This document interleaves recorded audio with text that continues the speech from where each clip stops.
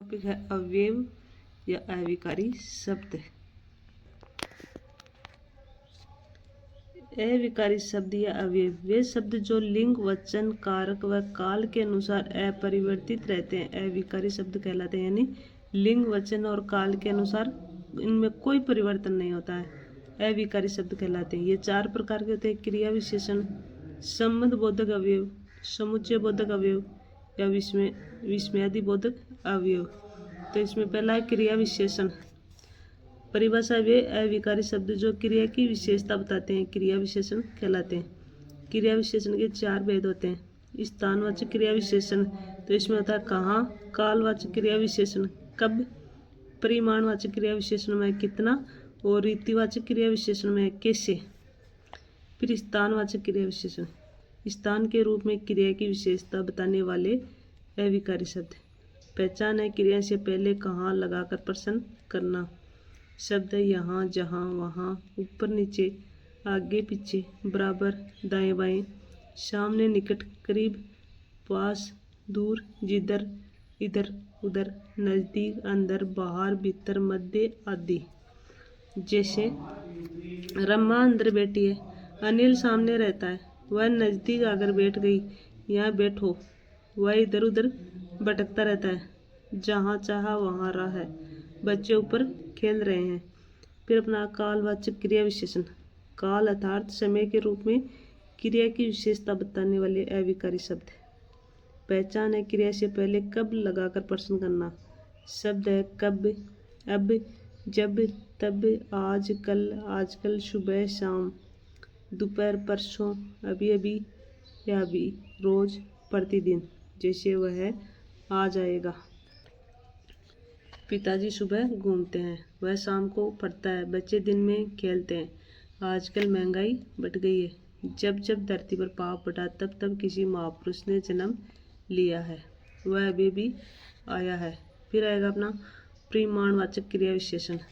परिमाण का अर्थ है मात्रा। परिमाण अर्थात मात्रा के रूप में क्रिया की विशेषता बताने वाले अविकारी शब्द। पहचान है क्रिया से पहले कितना लगाकर प्रश्न करना। शब्द है इतना, उतना, जितना, थोड़ा, कम, अल्प, आधा, पूरा, पूर्णतया, अधिक, ज़्यादा, बहुत, खूब। जैसे लड़कियां कम बोलती है, लड़के अधिक खाते हैं, पिताजी पूर्णतया स्वस्थ है, थोड़ा खाओ, खूब चबाओ, उतना खाओ जितना 50 को, इस बार अधिक बारिश हुई। फिर आएगा अपना रीतिवाचक क्रिया विशेषण। रीति का अर्थ है ढंग या तरीका। परिभाषा है क्रिया के होने का ढंग, तरीका, रीति को बताने वाले अविकारी शब्द। पहचान है क्रिया से पहले कैसे लगाकर प्रश्न करना। शब्द है ऐसे, वैसे, जैसे, धीरे, तेज, धीरे धीरे, अचानक, एकाएक, एकदम, अच्छा, मधुर, ध्यानपूर्वक या लगातार। जैसे जैसा करोगे वैसा भरोगे। बच्चा अचानक उठ गया है, वह एकदम चौंका। कछुआ धीरे धीरे चलता है, चीता तेज दौड़ता है, बच्चे ध्यानपूर्वक पढ़ते हैं।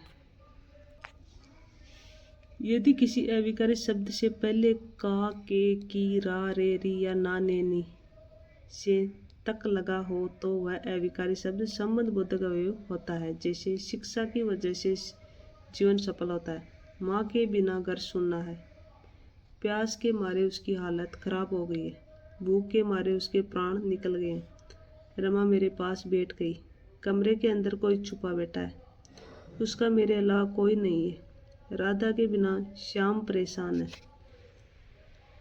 फिर आएगा अपना क्रिया विशेषण व संबंध बोधक अवयव में अंतर। इधर क्रिया विशेषण, इधर संबंध बोधक अवयव। राम सामने रहता है, राम मंदिर के सामने रहता है, ये संबंध बोधक है। सोहन पीछे बैठा है, सोहन मेरे पीछे बैठा है, वह दूर बैठी है, वह घर से दूर बैठी है, संबंध बोधक है इधर। वह यहाँ रहती है, वह हमारे यहाँ रहती है।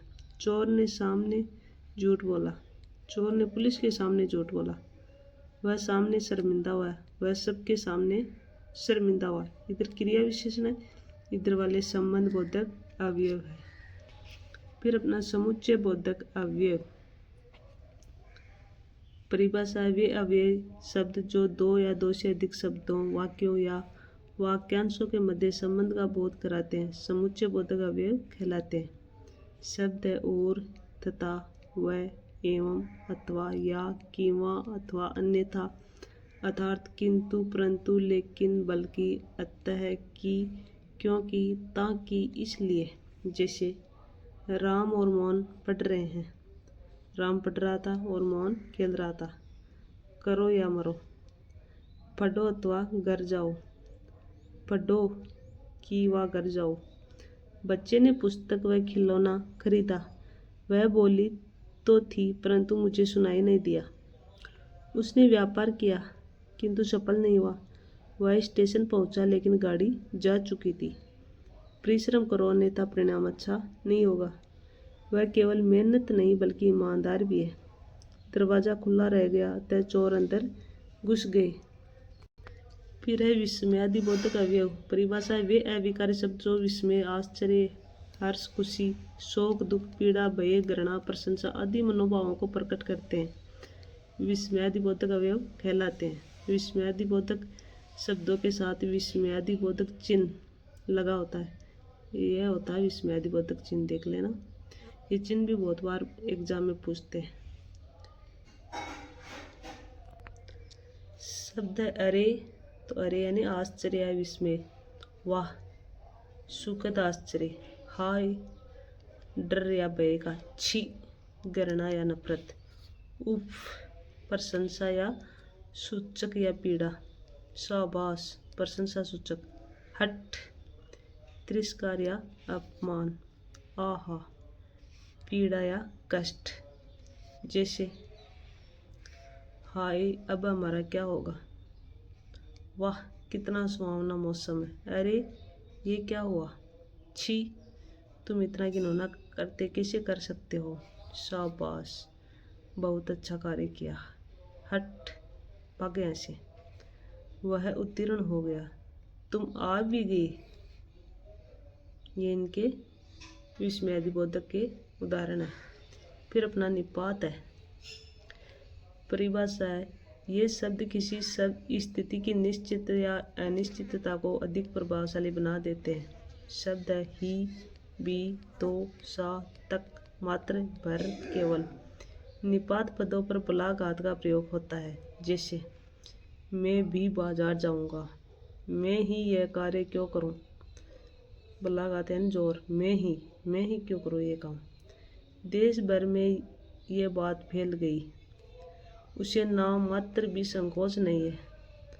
वह तो छत पर बैठा है। आप भी आइएगा।